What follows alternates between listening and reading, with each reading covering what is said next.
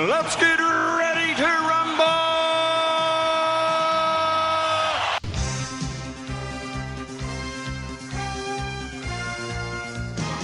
Hello and welcome to Netflix vs. Cinema, the podcast that asks you the question, Netflix or cinema, which one should you bother spending your money at? Which one should you go to? Which one gives you more value for money? My name is Tosin and I am based up in the Midlands near Coventry. And on the Isle of Wight joining me are Sharon. Hello. And Shaun. Hiya. How are you guys doing today? Yeah, good mate, good. I'm okay. Yes, I'm finally cooling down after a hot day's work. Yeah, because I'm not sure whether I said this last week, but I said that it seemed like the summer blockbuster season, a bit like the British summer, had forgotten that it was supposed to be here and just wasn't bringing anything out. And now the summer has arrived, so we might actually have some hope from the blockbusters yet. Yeah. We might do, yeah. Yeah, we might. Yes, that summer has certainly. It's returned because we had a very dry period on the island. We had 3 days of rain, and then it's been like back to very hot again. Yeah. It's been pretty hot up here. I think just in time for Wimbledon, which I have on a screen in the background as I speak. You're a big tennis fan. I remember that. I'm not really. That I mean, it's okay, but as a spectator sport, the spectator sports. I do love sports, but I don't particularly like tennis or golf. Formula One. It's another one. You're more of a team sport kind of guy. I think so. Yeah, I think that's probably team. That's I never thought of it like that, but you're probably right. Yeah. Yes, I on the other hand don't like other people, but they only get in the way of your glory. They do. You're right. I've always been a team player, I think. Yeah. Okay. Speaking about other people, right? I'll tell you, man. I went to see the last two films I've seen in the cinema. I've started going. You know what? I'm thinking, if Netflix is ever going to take over cinema, it's going to be because of other people. Other people suck. Yeah. Okay. That's interesting. Intriguing. No, because honestly, I'm in the cinema, right? Trying to watch. I think it was Toy Story 4. I was in the cinema trying to watch Toy Story 4, and there's people who think like, you know what? I'm just going to put my torchlight on during the film. I'm going to do this. I think I'm going to be really funny, and I'm going to just sort of comment all the way through the film. And you're like, oh, just shut up. Oh, Yes, I think there's one way to ruin a cinema experience is by having a talker and a rustler. Unless you have both. Talking rustler, it's mad. Unless it's only you and someone else in the cinema, and then it's great fun. And rustle, then you can talk and rustle as much as you like. And you can even jump out in your seat and say, and utter a few expletives. But when I sit at the cinema, even if I'm on my own, I am impeccably behaved. Yeah. Oh well, there you go. You're like, impeccable. It's like, I can imagine actually like that. Right, okay, let's make sure I finish all my popcorn before the trailers start. Yes, and I take all my rubbish with me when I leave. Oh, that's admirable. There you go. Okay, yeah. How about you? How are you, Tosin? How are you? Are you good? I'm doing well. Good. Yeah, doing well. It's been busy. It's been crazy. There seems to be all sorts of demands on my time. But don't worry, I'm here for the podcast. Can you imagine somebody this evening tried to call me and ask me whether I would play a tennis game? It would have been good. It would have been a step up in class for me, but I thought, no, you know what? I'm here for Shaun and Sharon. They need me. There you go. They need me. Them and the 20 people. Them and the 20 people who listen to us online. And they need me to be here. So it's funny because actually, there were a couple of weeks we haven't done the podcast. And Nina has gotten in touch with me. And as we know, Nina, our biggest fan. And Nina's been like, what? Nina. No podcast? What am I supposed to do now? What am I supposed to do with my life? Oh, bless.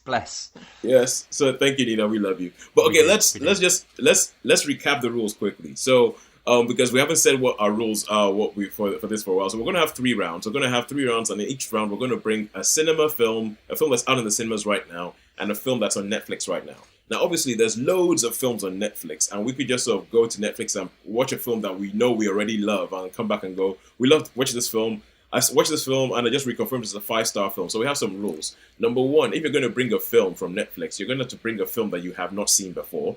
Number 2, we're going to try and get as many Netflix originals, so the original content that Netflix is making on this podcast. And number 3, if we're going to bring in a TV series from Netflix, we have to have seen the entire season before we actually bring it forward and put it into one of these rounds. And we were talking about this with Black Mirror, and Shaun, I believe you have finished watching all of Black Mirror now. Yeah, I've finished Black Mirror now. I love well, I think it's what a great series. Yeah, at some point, Shaun and I are going to sit down and we're going to do a Black Mirror special where we're going to go through every single episode of Black Mirror up to date and talk about what we think about them, because they're each sort of self-contained movies. And I think, Shaun, we're going to rate them on a level of and aww. Oh right, okay. Yeah, that sounds fair enough. Because I think those are the three major things that you come out with from a Black Mirror episode. It's one of those three. Anyway, but let's crack on. So we're going to crack on, and we're going to go into round one. And we're going to kick this off with a cinema film, and this film is Spiderman: Far From Home, the 23rd movie in the overflowing thing that is the Marvel Cinematic Universe. So, yes. So I think Shaun and I have seen this. Sharon, you haven't seen this yet. Not yet. No, I might see it this weekend. Okay, cool. All right. So because I've started the timer, we have 7 minutes to talk about this film. First. I mean, when I finished watching this film, 2 things that came to my mind were, oh, Mysterio. Yeah. And the second one was, this is the Spider-Man that I grew up reading in the comics. And I remember after the first Spider-Man movie that Marvel did, after they got Spider-Man back into the MCU, which was Spider-Man Homecoming, I remember we had this chat, and I remember saying, this feels like the comics I grew up reading. The imagery, the tone, the everything, I thought was great. I think Tom Holland, I mean, the storyline of this is, it's neither here nor there. It's set after Avengers Endgame, and if anybody hasn't seen Avengers Endgame yet, I mean, why haven't you seen it? They've released it, they've even released it in cinemas for you, and you still haven't seen it. Go see this film. And so, if talking about the plot of this film would be a bit of a spoiler for that. So, I'll just say it's a Spider-Man movie. I enjoyed to go see it. So, but I felt like Tom Holland is just growing into his own as Spider-Man. He's nailing every single thing as Peter Parker and as Spider-Man. I thought that everything that they did in here with the whole I love the way the film starts. I mean, I'm not sure what you thought about it, Shaun, but the beginning of the film I thought it was. I thought we're saying about Avengers Endgame. I think it just works so nicely, and I think you really do need to see Endgame. Because it's a terrific transition. It's like it's just continues. So life after Endgame. Yeah. And I mean, and I think that's what's great. That's where Marvel have nailed it. Is they have that thing where the Marvel universe all is one universe. So they're not like yes. Well, I think with DC sometimes the films can seem like separate places. And things that happen in one doesn't influence the other. That doesn't influence the other one. So you have life-changing events that no one talks about. Influence, exactly right. Yeah, no, that's brilliant. That's a great... Yeah, so I love the beginning of it. I have to say, though, there is one section in it which my anger stuff of, so I got a little bit... okay. I think I know the bit. You'd probably work out which bit it is from my point of view. And I was just thinking, no, it's just going to fall. This is going to just fall on its... Because I started off really enjoying the start, and then there's a little bit of section, which, I bet you know the one I'm talking about, don't you, Tosin? Does it involve a pub? No, it's another bit. Let's just say, if I was just to say, I don't know, let's just say coach. Do you know the bit I mean? Oh, yeah, I know the bit you mean. Yeah. I was like, yes. It's like... Don't go, because I mean I know it's supposed to be, but then like someone brought me down to earth and said it's for teens. It's a high school film. That is the thing. And then I thought, well, okay, but I still didn't think they really needed it in there. It was a bit. Yeah. So, I know what you mean. Well, the thing is, one of the things you're talking about, the different stuff that they do with Marvel, with the Marvel Cinematic Universe. I love the fact that, like what you say. They have the confidence to ask a question in one film and not resolve it in that film because they already have plans to answer that question in another film. Which is so there's some things that come up in Endgame that are like, oh yeah, what about that kind of get answered here. That get answered because it deals very directly with the fallout from Endgame. And but and so the way the first Spider-Man Homecoming movie, that was kind of like it was a John Hughes comedy with a superhero in it, pretty much. It was like a John Hughes coming of age kind of comedy. And this one is kind of like, you know, all the sort of Euro trip films or anything like that, or films of Americans on vacation around Europe. There's bits of this that are very much like that. There's some scenes where you will expect Chevy Chase to show up and be like, you know, hi, I'm Griswold, or something like. There's bits of it, but with Spider-Man in it. But I like, and to be honest with you, the first hour of this film, I was kind of like going, this isn't really going anywhere. I don't really know what's going on. And then there is one scene, and Marvel do this really, really well. Like they did it in Iron Man 3, where there's one scene where the entire film changes on that one scene. I remember the first time I watched the first Avengers movie, the first hour of the film, I was like, oh, I don't really know about this, nothing. And then it kicks into gear, and you're like, okay, now And the same thing with this one. I agree. And I have to say, I mean, you mentioned it early on, is Mysterio. Now, oh my God. I mean, Mysterio. What they've done that character really, really well. I think they have. I think they've nailed it. I think they have. It's brilliant. Really good performance. So. But Jake Gyllenhaal is awesome. I mean, the story and the way they've put it. Because if you ever read Mysterio's in the comics, I always used to think, hang on a second, how the heck are they going to do this? Because the way they did it in the comics, I was like, this is going to be. He's a guy who walks around with a fishbowl on his head. I mean, how are you going to bring this guy into the films? And then the way they did it, I'm like, oh wow. And the place at this film, okay, this is the first film that was filmed after Stan Lee died. So there's no Stan Lee cameo. But they have another cameo in this film that blew my mind. Shaun, do you know what I'm thinking of? I think so. Yeah. It's the post credit sting. Yeah. I do. The post credit.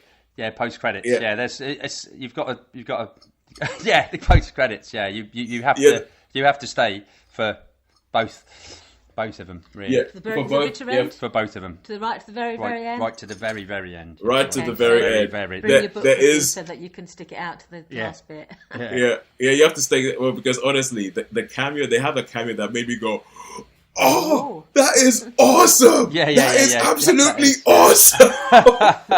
It is. I mean, honestly, there were quite a few bits in this film where I was literally holding my head in my hands going, oh my God, I can't believe they've done that! And the place where they've left it, they've taken a massive risk. Yeah, they have. Yeah, they have. They've taken a bit... I mean, it's... it is. But I mean, that's similar to how the comics have gone, isn't it? Really, I think it's great when they bring in these characters which are actually in the comics. So they have a lot of references to comics, and although they might not follow it to the letter to the comics, there are definitely bits that you know you think okay. So I know the bit you mean. As I say, and on about this Mysterio thing. I mean, there were bits when I was thinking, well, okay, that's all well and good, but you know, how's the destruction happening? And then, but it was all explained, and I thought, oh, that's good. So it made it a lot, a lot more. Because to start off with, after a certain things happen, and I'm sort of questioning it. I'm thinking, no, but then those questions are answered. So you know, so it was. I was. As I say, apart from that little section, I have to say I did enjoy it actually. Yeah, but it's a mixture of action, superhero, and high school musical sort of thing. High school teen movie. High school teen movie. Okay, so our alarm has just gone off. I'm going to give us one more minute just to wrap this up. But the thing is, I have to say, I love the performances. I think the relationship between Spider-Man, between Peter Parker and MJ is brilliantly played. It is brilliantly played. I think Tom Holland and Zendaya are awesome. They are absolutely awesome in this film. Yeah. And but one other thing I would say about where they leave the film, I think one of the problems with the other Spider-Man movies that they made is that they kind of left them in a place where you could essentially just reboot the whole thing and start again, almost kind of make the same film again. And they've, I think with Marvel are dead set to make sure they do not make the same film again. Make the same mistakes, I mean, that's it. So they let them grow up, because sometimes they're frozen in time in these films, aren't they? Their lives never move on. That's what I mean. If you think of the other Spider-Man movies, they're just sort of standalone movies with Spider-Man. Really, there's not really much of a connection between them. Really, you know. Whereas this, it's all everything is all connected. Yeah, it's part of a universe. And everything has a consequence. Everything has definitely. a consequence. Yeah, for sure. Yeah. All right. Okay, but Shaun, quickly, we might need to, I mean, I could talk about this film for a long time. Well, we could always go back, because there's probably a couple that I probably won't be able to talk quite so long about. That's what I was thinking. I was thinking that that some of these films that we have on today, you might not have much to say about them. That's it. But so we could spend a bit more time on this if you like. I'll tell you what. If we have time at the end and we don't have to rush off, then we'll come back. Okay, so, sounds a plan. And now we listen to the rest of the thing where we give 1 minute to every other film just so we can come back and talk about Spider-Man Far From Home. But how many stars would you give it? I will give it a 4. I'll give it a 4. Same 4 here. star for me. Same 4 here. star. Yeah. As I say, there was a couple of bits, but 4 I star. hope to see this at the weekend, and I shall give you my score next That'd be week. interesting. Yeah, I'd like to see that. I'd like that. That'd Good be stuff. interesting to hear that. Yeah. Okay. Yeah. No pressure, Sharon, but we loved it. So, okay, so that's round one, cinema coming out swinging. And now we go on to Netflix, and we are talking about a film that Shaun, you saw, and this is called Ravenous. And we've had we've had a bit of a confusion going on around here, because we've had we've spotted out already that there's at least 3 films we could mention called Ravenous. There's one that was made in 2019. When you said it, my first thought was the one that was I never saw it, but it was like a Robert Carlyle cannibal somewhere in the wilderness. Yeah, I don't think that's on Netflix. I'm not sure. I don't think that's on Netflix. So. And this one that you're talking about is neither of those. So tell us what is this film? Okay, well this is a Canadian movie, and it is in French, so it's subtitles. Which, I mean, I don't mind subtitles too much. Thing sometimes. Yeah, sometimes they can be quite good. And it's basically one of our favourite genres, Sharon, which is obviously zombies. Running, screaming, and being being chased and screaming and what have you, and shotguns and things. And so go for the head. Things we like, which is all pretty standard. So basically the story is there's this there's sort of different little groups of people in this area, which the people have become infected. They're slightly different in the way that they pile like chairs or toys, or they're big piles, and they all stand around all these zombies, but they're fast ones. They're pagan zombies. Yeah, pagan zombies, something like that. Yeah, they're trying. So anyway, so you've got these small little groups, and there's like this one farmstead, I guess you say, where there's a couple of ladies, and eventually all these people manage to get together and form a little group, but they gradually get Night of the Living Dead. Night of the Living Dead. There you go. But obviously, there's the zombies start to sort of crowd in and push them away, so they decide they've got to get away. Yeah.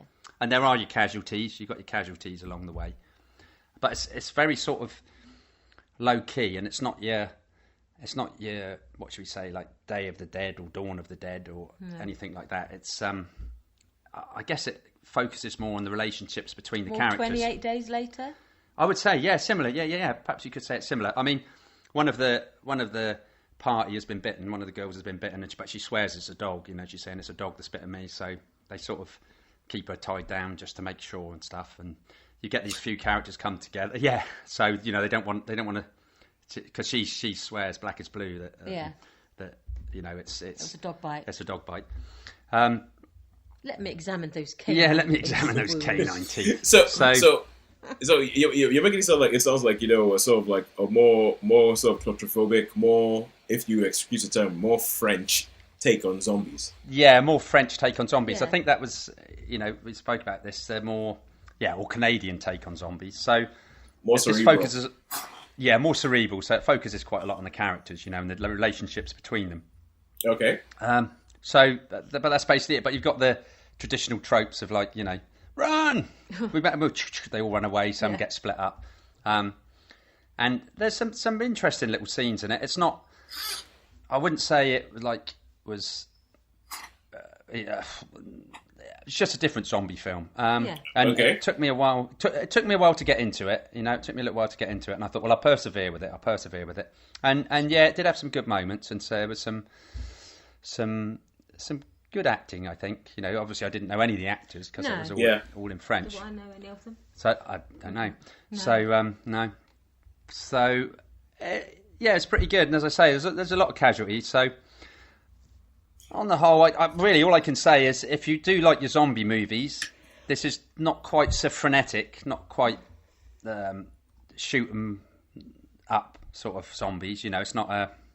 There is some shooting in it where they have to shoot them, but it's no real. Shall we say fest? It's not a behead. It's not like a Walking Dead where there's hundreds of zombies, people going around blasting them away. You know, and so yeah, and as I say, but it's quite intriguing why they pile up all this furniture, the zombies, and they sort of hold hands and stuff. So there's like some sort of sentiment, in the middle. Like a totem, maybe. Yeah. So, I mean, and there was funnily enough, we were talking about post credits. There is a post credit scene in this. Oh. So it makes it sound as if like it's like the Wicker Man does zombies. Yeah, I guess you could say not. What was that? What other films have we seen recently in a similar vein? What was that one with the Tukey chap that I saw? The Silence. No, The Silence. That's it. The Silence. Yeah, The Silence. Yeah. But it was. I would say it's sort of in that vein. All right. Did you see The Silence? I saw The Silence. Yeah, you saw it. Yeah. So it's in that vein. Yeah. This film's very much in the, like The Silence. I think. With focusing on characters and things. So yeah. So what would you give it? I'd probably give this a 3-star. I think a 3-star because it wasn't. Yeah. So it gets solid. a 3-star. Yeah. It's okay. It's worth a watch. It's quite. It gets quite interesting. There's some interesting moments in it. So I'll give this a 3. But it's zombie fare. All right. Okay. And we will leave that there and move on. Well done, Shaun. We had 2 minutes left. Thank you for clearing up space so that we can get back to. Go back to okay. So that's first round gone, and now we're going to the second round, and we're going to kick off with cinema, and this is yesterday. So Sharon, you have seen this film, which has it has quite a simple, quite a basic, quick premise. Tell us what this is about. Yes, for yesterday, it's the main character is this chap called Jack. Yep. Jack Malik. And he has been a struggling musician for a long time. He left the teaching profession to pursue his career as a singer, songwriter, and he's been playing gigs. He's been playing the pubs and the circuit without really much success. And then one night, whilst riding back from a gig on his bicycle, the whole world goes dark for only a matter of seconds, only for something like 11 seconds. But in those 11 seconds, he gets knocked off his bike by a bus. And is hospitalised. And when he wakes up in hospital, there's zombies everywhere, and London is empty. So much so, 28 days later, he wakes up. No, directed by Danny Boy. But yes, he wakes up, and then because his guitar has been smashed up in the accident, he is presented with a brand new guitar by his manager, best friend Lily James, and his other 2 best friends who follow him around and support his music career. They present him with the guitar, and he goes, to christen my new guitar, I'm going to have to play something really special. So he plays the song Yesterday by the Beatles, and they say, that's a wonderful song, when did you write that? And it's like, what do you mean, when did I write that? It's by the Beatles. And they're, who? The Beatles, John, Paul, and they're like, no idea. So then he does a quick internet search, and basically, they never existed. The Beatles never existed. And he goes to his record collection, and all his Beatles albums are just not there. And then he does a few other searches on the internet, and other things have just inexplicably just never happened. So, we've never explained why, but it's just a fact that there's certain things no longer exist in the world as it is today. Yeah. And only he has any knowledge of these other things. It's not a spoiler, but later on in the film we find out that there's a couple of other people who also remember the world before. But for the majority of the population, these things just never happened. The Beatles just never happened. And so he gets this idea, what if I start singing Beatles songs? And then here's what he does. And he starts playing his gigs and people hear him. And someone records one of his gigs and puts it online. And then Ed Sheeran here sees it and says, hey, I've got a slot on my upcoming tour. And then some playing in a pub with like 10 people, he's suddenly... supporting Ed Sheeran on tour. A sensation. Yeah, he becomes this sensation. And the story sort of unfolds from there, basically. This man who's sort of in this sort of dilemma of... He's been fated as the world's greatest songwriter when it's not his songs. Whenever he tries to play one of his own songs, they say, hey, that song, Let It Be, it's amazing. But that other one, that was rubbish. And so he's trying to get his own music out there, but they're going, hey, just play your other stuff. That's fantastic. So it sounds a little bit Aladdin there. But okay, so this is a film that I sort of love the sort of one things like a guy wakes up in a world where the Beatles never existed and he's the only one who remembers them. I like that sort of thing. But I also feel like this is a film that relies a lot on how much you like the Beatles. Yes, and how if you think they are absolute geniuses. Yeah. Or whether you just think it's all right. Yeah. But yes, they do tend to think, But I don't think it's entirely based on it because it is charmingly done. And it is the guy who plays Jack, Himesh Patel. Yeah. I just thought he was charming in it. He's got this dry, sort of self-deprecating humour. I just think, yes, for me, he works as like a charming, someone you want to get behind and support. So I think he is the focus. But then, yes, you do have to be familiar with the Beatles and their music. But it wasn't just that, because I went with a friend, and afterwards we said, actually, I haven't got any Beatles stuff in my collection. I know all their songs, but if I went through my iPod and I've got thousands of songs on there, I don't have any original tracks by the Beatles on there. Yeah, sure, carry on.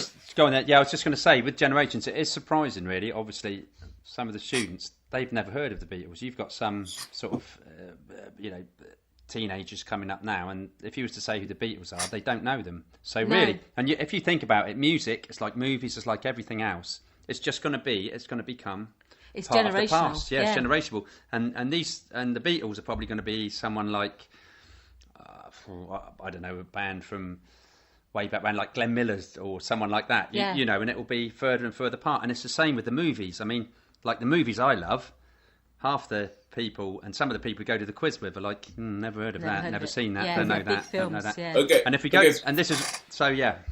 I was going to say, for full disclosure, for anybody wondering what Shaun's talking about, Shaun used to be a teacher. So he ended up hanging around a lot of people who he would have these sort of conversations with. Yeah. Yeah. But I mean, observe that. But people are blown away by the songs if they've never heard them before. Yeah, definitely. Once people get into the Beatles, it's surprising to think. And there's some great songs. They do some great songs. Well, you see, now this is the thing, right? Because I am a Beatles denier, if you would just call that. It's okay. Like, I am one of those. You know, where you said that the people, whether you think of the Beatles that they were geniuses or whether they were just all right. And for me, I am in the sort of like, well, they were just all right. I can see that. Yeah, I'm kind of like I'm like, when I look at it, I listen. Okay, I think the Beatles do have some absolute bangers that you have to like. For instance, I think "Let It Be" is a brilliant song, all that kind of stuff. And see, all their popular ones going back. I don't like "Hey Jude" much. I don't like "Let It Be" much. It's quite funny, really. I don't like "Yesterday" much. So the thing is like, but there's all these. There's things I can see. There's songs I can see, and I can say, oh yeah, that's quite good.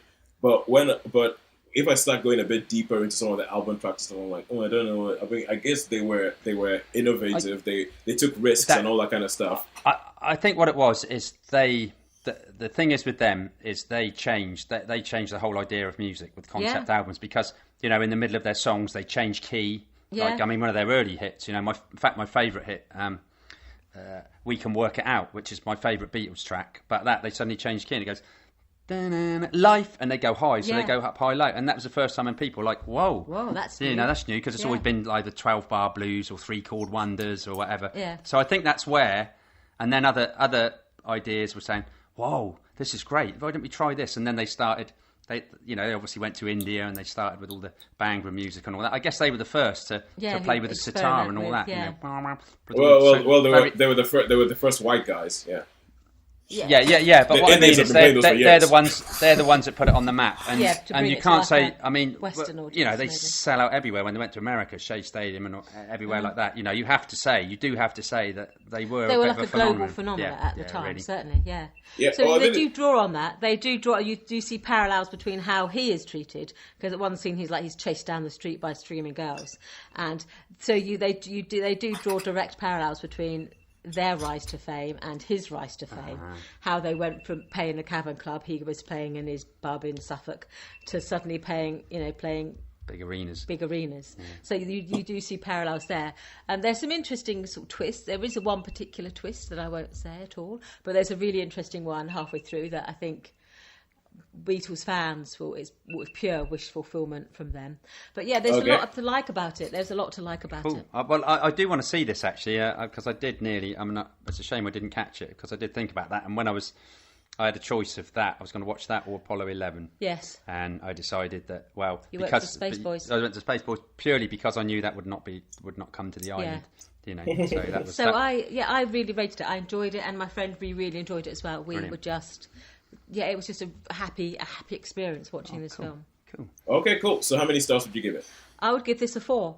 Ooh, good. Nice. A 4.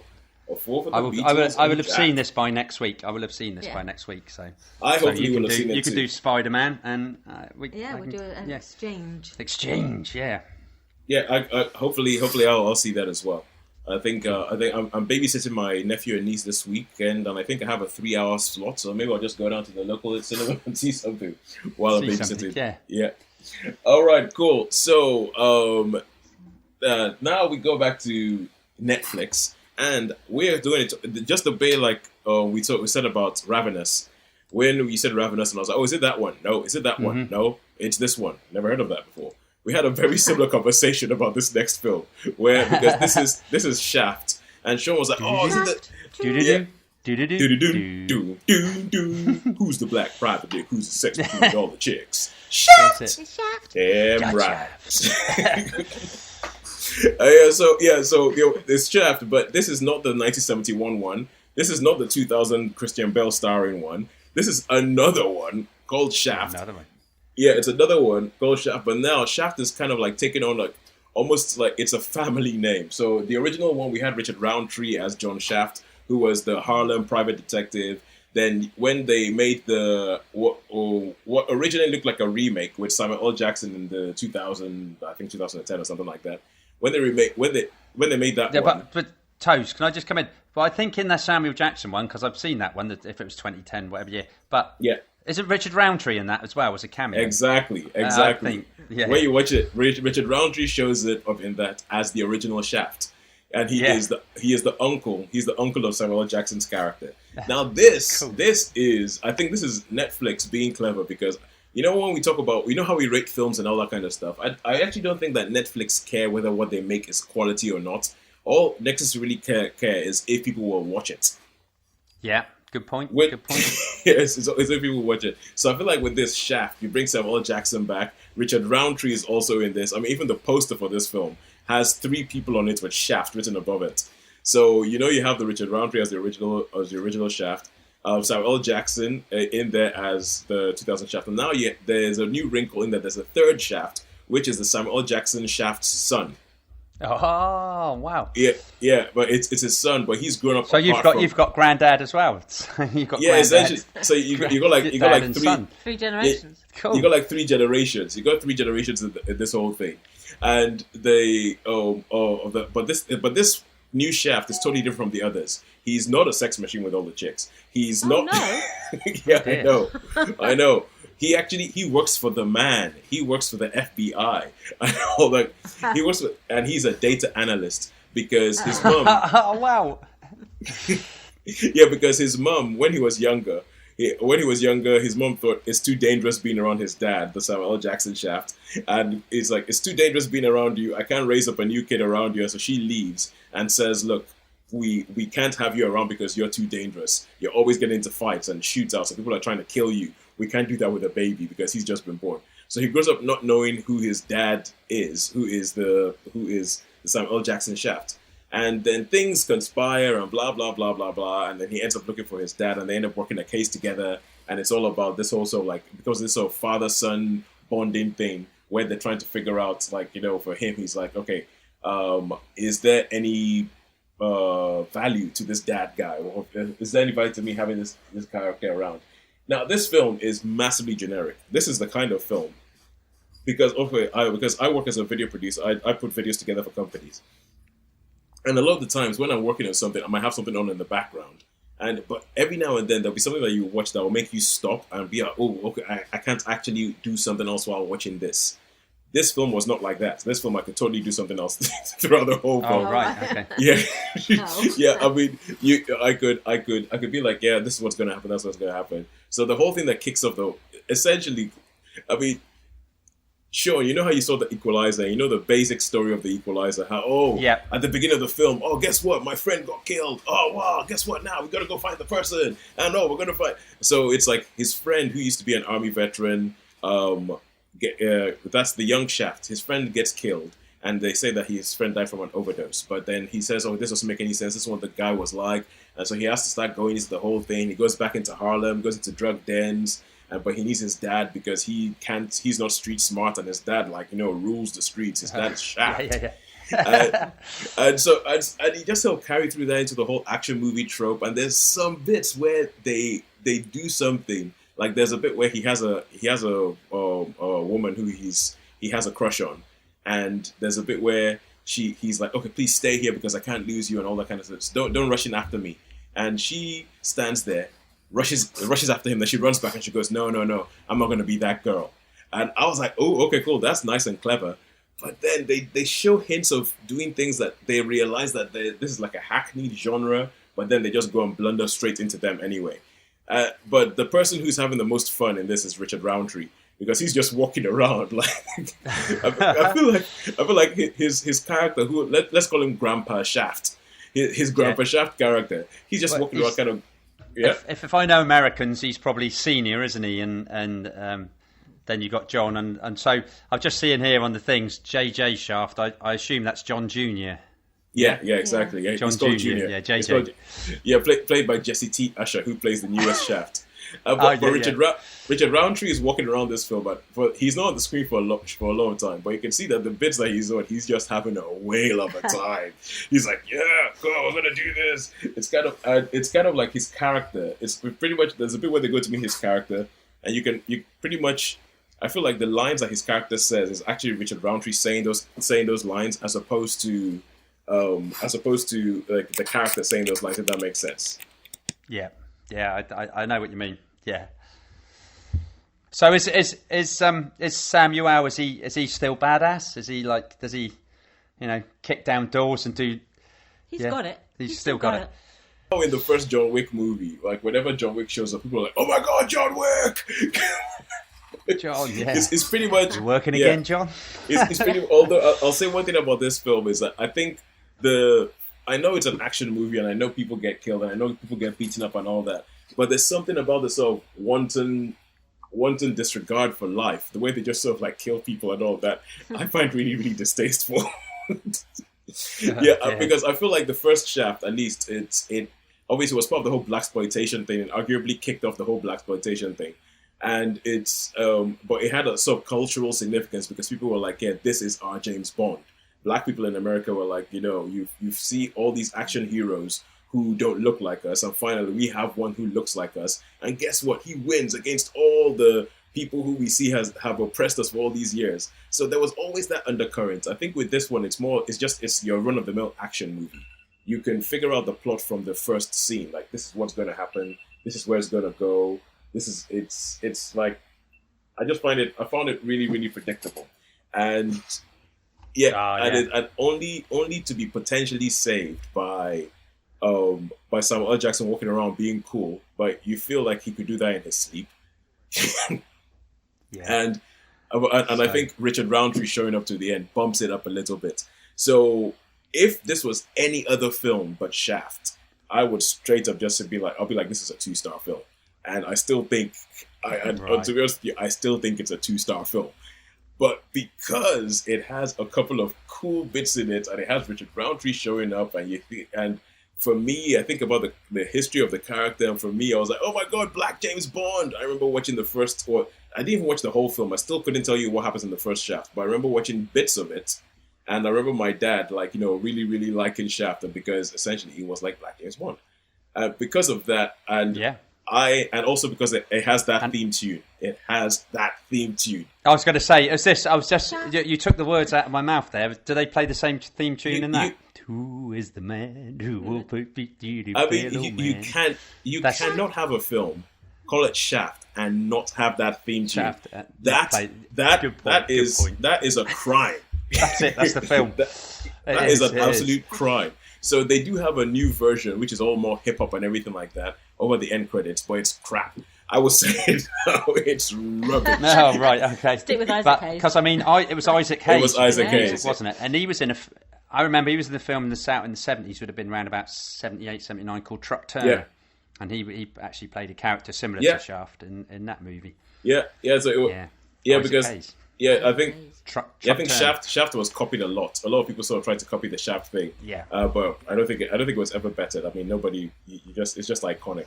So this one, I feel it doesn't really do much to do with like the cultural significance of anything like that. Or anything. If you want cultural significance, CCU yesterday, like I said last week. But so I am going to give it a 3, but only because it's Shaft.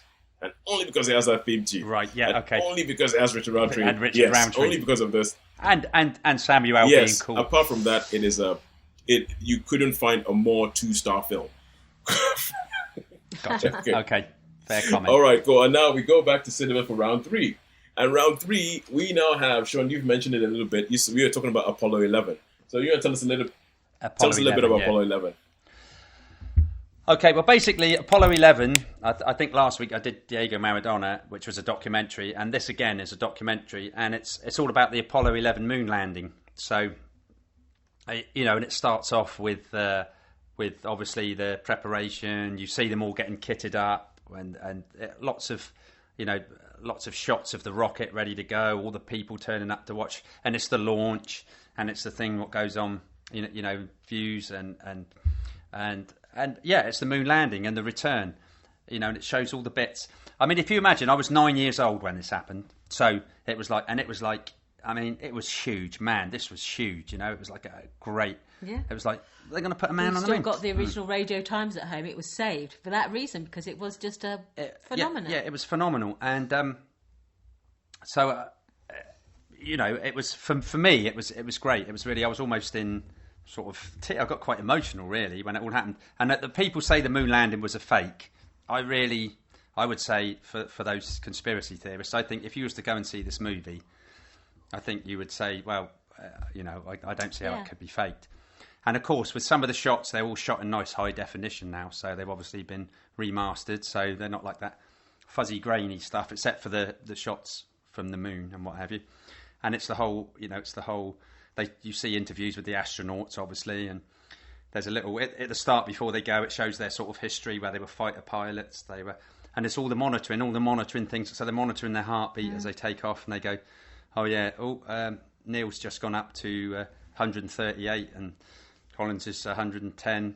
Buzz Aldrin's is 85. You know what I mean? Yeah. So obviously, and when you look at the things, so you've got all the ground, I should imagine most people have seen Apollo 13, haven't they? With the ground crews and all that. Problem. And it actually looks, I mean, I think with Apollo 13, they must have taken the shots from, obviously, NASA. Yes. The launch stations. And because it was, and they've even got the haircuts, the proper, like, those square head shaved. I think there's Gene Kranz and all those people that are in it. And you've got, and it explains it in so much more depth. Now, I remembered. And they've got the animations in there, which was how they got the command module out, they got the Eagle, everything like that. It's just great. It was quite emotional for me, and I was really surprised. I was hoping. I mean, I saw this on the mainland, and the Cineworld over there they've got about 14 screens and then about 6 studio screens. It's huge, And I thought, I was hoping it was going to be on one of their big ones. It wasn't. It was in one of the studio ones, which are not quite so big. And I thought, I bet I'm the only one in there. And it filled up. And this was a late one. This was on 9 o'clock in the evening, so it was quite a late one, and it was filling up. It was it was more people than I thought. But this obviously isn't going to come to the Isle of Wight because it would have been. I don't know if is it out up your way, Toes? I've seen a poster, but I haven't actually seen a listing for it. A listing for it. Do you think it's because it's the anniversary coming up that people are so interested in it? Because we've had Hidden Figures, which was about obviously the moon missions and the space missions. We've had First Man, which also focusing very much on Neil Armstrong. Neil Armstrong, yeah. That was a good film. Do you think it's, they were, both of them sort of good films. Do you think it's because it's the anniversary coming up that people are looking at these space missions and the moon missions again? I think it is because they're talking about, now there's more and more talk about space travel, isn't there? About the world becoming and maybe going to Mars. So was it 50 years this year? So 69, yeah. So if it was 69. Yeah, so 50 years. Is it this? I thought it was this time of year, wasn't it? Yeah, it was. Yeah, it was. Was it 19th of June or something? I can't remember.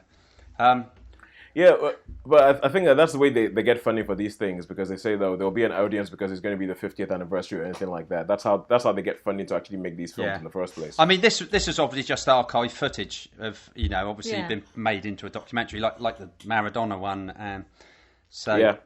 But it's just really, really great to see, and you can actually see. I think watching this as well, when you look at the astronauts, they have got, even though you can see they're excited to go, there is the look of trepidation. You can actually see there's like obviously some they're thinking, are we going to get back okay? How are we going to? They'd lost quite a few people, hadn't they, in the space mission? Yeah, because the space program. Right because one of the things I loved about First Man was that it got home how scary what they were doing was, because everything was rattly. Everything, even there's shots in First Man where you're like, this thing's going to fall apart. Yeah. And you're going to go into space on it. That's it. Yeah. Well, it does. I mean, from the shots when they're in space, you think, oh, that looks, and it's like there's not a lot between you and the vacuum of space, is there? I mean, what I think makes it with the moon landing is authentic is because some of the shots, especially when the Eagle lands, when it lands, because Neil he had to take over manually a little bit to land it. That you don't really, you can obviously see it's a fixed camera from outside and outside Eagle, and you just see the sort of feet coming down. You don't see the whole until they're actually on the surface, and then they've got the cameras on their chests, and they put up the moon. Yeah. They put up the flag, and it's obviously, a lot of people say, oh, how would the flag fly on the moon? But it's obviously got a piece of metal running through it. You can see them trying to, they sort of put it out like a curtain. Yeah. So it looks like it is flying. Yeah. So, yeah, really, really thoroughly enjoyed this movie. It's a great, if you're interested in space, and these were like the pioneers, the first interstellar object that someone landed on, it's well worth a watch. It's a good cool. thing. Yeah. So how many stars would you give it? I'll have to give this, I'll have to give it a 4. Okay, so 4-star. Oh. So this gets a 4-star for me. As as a documentary, I give this a 4-star. This is a high scoring week. I like it. Yeah. It is. It's a high quality week. Indeed. I mean, do you know much about the space program, Tosin, or is it something you're not really interested in? Oh no, it's something that I am interested in, like how it did and everything like that. But I feel like there's a lot of stuff that in the space program that's tied up with, like, the Cold War, for instance. Yeah, for sure. And it's tied up with the, oh my God, we gotta beat them, and all that. And that's something that in my heritage I don't particularly feel. I don't get into that bit of it. No. I like it for the science bit of it. But that's what this is. There's nothing mentioned about the Russians. There's no politics in this. It's just purely focuses on the science and the launch. The launch is great. I can never stop seeing the launch. Never the launch of the Saturn V. But no, you're right. Yeah, it was. I mean, during the time, it was very political as well, because at the time the Vietnam War was going on. And I think even the way it's spoken about now, it's spoken about very much in those terms. Yeah. It's spoken very much in those, oh yeah, we beat them, oh yeah. And depending on how old the person is that you speak to, they use differing levels of derogatory language. But All right, cool. So 4 stars for Apollo, but that sounds like it's a good watch because obviously I make documentaries as well, and I love seeing how these things are put together to actually tell you a story of something that has gone by. All right, alarm has just gone off again, and it is now quiet. I know. All right. Okay, it's time for a final film in which you go back to Netflix, and Shaun, this is you again. This is me again. You saw a film. Yeah, this is you having a look. It seems like you went to cinema for your blockbusters and your documentaries, and you went back to Netflix for your art house. It does, because this is you again watching a film not in the English language. Yeah, so this was called Furie, or to give it its original title, what's that? Haifong. I reckon it's Haifong. Yeah, but Fury's spelt with an IE, not with a Y. So yeah. Because when you put this on, you know with our rules about how you must not have seen the film before. Yeah. I was like, is Shaun trying to pull a fast one here? Yeah. Because we all know anybody who meets Shaun and talks to him for 5 minutes about films will hear him rave about how much he loves Fury and how it's like in his top 3 movies of all time. That's Fury with a Y. Yeah. The Brad Pitt starring David Ayers directed tank movie, World War II tank movie. That's it, yeah. Which is as far as I'm concerned, a class movie, all round. So So this is a different Fury. But just to be, this is not that Fury. Okay, cool. This is not this Fury. Fire away. Tell us. Okay, well, tell us about it. It's a Vietnamese film, so obviously made in Vietnam, which is really, if you think and it's 2019 and it's a Netflix, it's just purely on Netflix. Which I think this is where Netflix does really well. You get to see some of these movies that you would never see. Anyway, the story basically, it's this woman, and she's like she's in this village. She's like not a tax collector, like a protection. She collects protection money. So she and she's got a daughter. Obviously, must have been some history. She must have. In her past, she'd lived in Saigon and some things had happened. And so anyway, and she got a daughter, and then her daughter gets accused of like stealing a purse, and she gets really angry with her daughter, and her daughter runs off, and then you see that the purse was just dropped. So you can see the look of anguish on her. I thought she was great. The actress, I don't know the actress, Sharon, if you could have a look for us. She was really good. It was like you could actually see the anguish of thinking, "Oh look, I've accused my daughter of of something she hasn't done because the daughter." But anyway, so basically, it's run off. But the daughter gets kidnapped by a gang, and obviously she's trying to chase them, and there's like a big chase, but they manage to get away, and then obviously she's determined. She's like, "I'm not going to get her back. I'm going to get her back no matter what," and we get it becomes really, and it turns out that she was quite a high assassin for the mob. So obviously she's been well trained. She's quite badass. She's really so. It's a bit like. Are you telling me is this a Vietnamese Taken? Taken. It probably is. Yeah, it's definitely along those lines. It's like she's got connections, but she's after this gang. But there's a really so.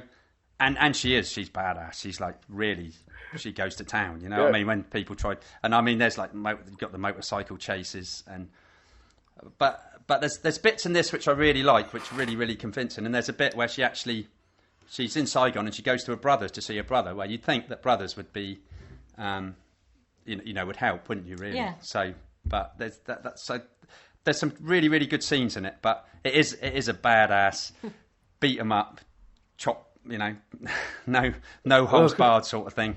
Vietnamese movie. Okay, Shaun, you just said Vietnamese Taken. Yeah, Vietnamese Taken with a woman in the lead. I am there. Yeah. You had him at Taken. Had him at Taken. I am. You can just see the determination. But what's so good is that she is really, really.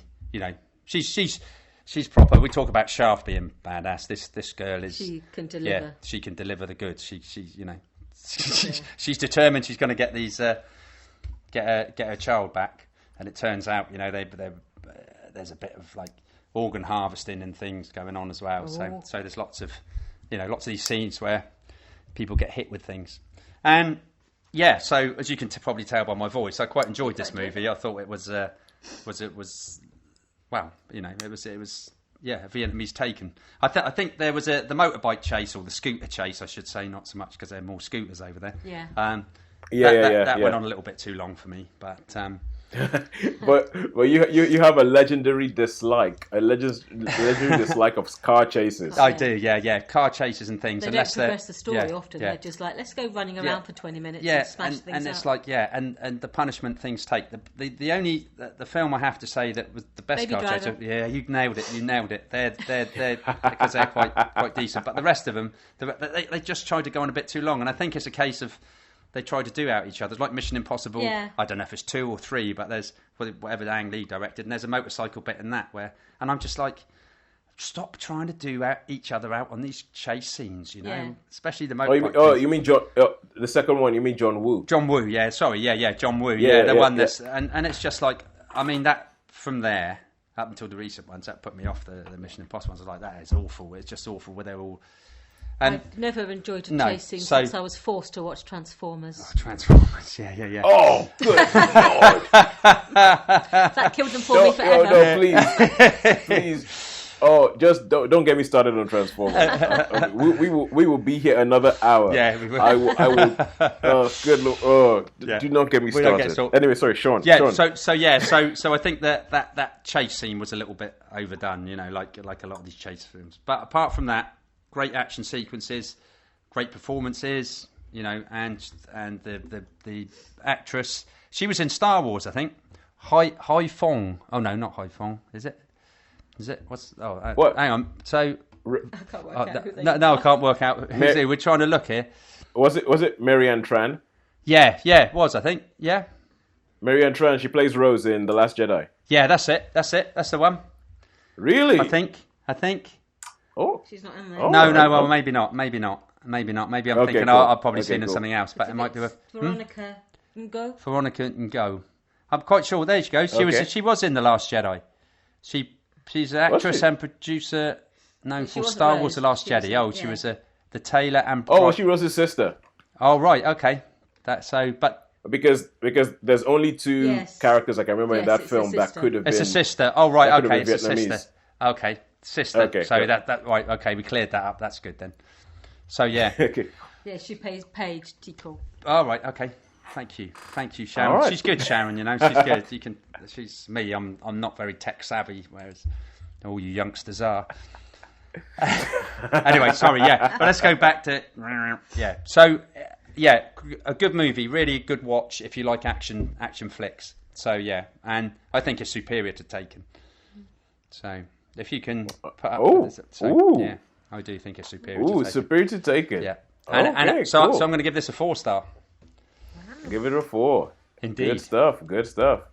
All right, cool. With that being done, okay, I just want to say one thing. Because when it comes to action, when it comes to like Southeast Asian movies and action, they are a level up. They are, really. I think they are a level up. Like, I think The Raid. Oh yeah. The Indonesian action movie, The Raid, is still kind of like, how did they do this? Yeah. Exactly. Well, we thought The Kingdom was the Korean zombie historic thing. Yeah. Fantastic. That was brilliant. Have you? Yeah, you haven't seen. Well worth a watch. That was Kingdom. No, I haven't seen it. A couple of people, and other people have said, "What a great series that is! What a great series!" Yeah. All right. Okay, cool. So all that's left is to say who won. Okay, fine. Yes, we finished the timer. Stop yelling at me. Well, at least they have been going off at about the right time. Yeah, they have. We've done pretty well this week. Yes, we have. All right, cool. So all that's left to say is who has won this week. I have put the scores down. I have totted up the averages between cinema and Netflix. And this week, it is a margin of 0.7 of a point. Which I guess in terms of if you're going to do 5 points, it's kind of big. Yeah. It's kind of big. I think cinema's got it. I think cinema's got it this week, isn't it? Yeah, you guys are right. Cinema has got it because cinema has got it. We're giving us a good week of 4s across the board. Yeah. So it's just like 4, 4, 4. And I think these are pretty much the only new films in cinema this week. Yeah, pretty much. I think pretty much. Yeah. So we'll see what's out. When's Lion King out? Ooh, I don't know. Because I think that's. To be honest with you, that's got to be soon. To be honest with you, it is soon. To be honest with you, I didn't even know that Spider-Man Far From Home was out. I just sort of like put in like, what's on at the cinema, and I went, oh, they released that? Oh, I should go watch that. Yeah. Yeah, that's worth a watch. But I mean, I haven't seen. I know this is. Everybody says to me, "What? You've not seen the Lion King, the animated version?" I haven't. What? You haven't seen not seen the Lion King? I've not seen the Lion King. King. Exactly. I have seen that. I'm going to add mine to the Lion King version. Even I have seen it. Yeah. So yeah. So what do you mean you haven't seen the Lion King? Because I don't know. It just never came. Never. I mean, everybody's like horrified. I've not seen it because they reckon it's like it was revolutionary at the time. It was I wouldn't say that, but I've seen it. But then I didn't see Aladdin, and I quite enjoyed Aladdin, and Yes, I'd not seen the Aladdin animated version. So. Well, yeah, I think Aladdin wasn't as big as the Lion King. The Lion King was kind of like the pinnacle. Yeah. Right. It was the pinnacle of Disney animation. You enjoyed they it, made Sharon, the Lion did you? King. I sat through it. Oh right. Okay. Are you going to go and see the live She action enjoyed it. I probably see the live action It's not- one. it's- Yeah, but We'd do that together. yeah. It's not animated. It's not No, animated. it looks There good were no because I saw a computers used in trailer. making of this I saw a film. trailer Yeah. for it, and It it looks looked. good, It the did voices are good. actually. The trailer made it look. This is. I've got to watch this one. So. Yeah. Okay, cool. Well, we'll see that. But until then, all there's left to say is a goodbye from me. And goodbye from me. And goodbye from me. We will see you next week after we figured out what we're going to watch. Okay. All right, bye. Bye now. Bye.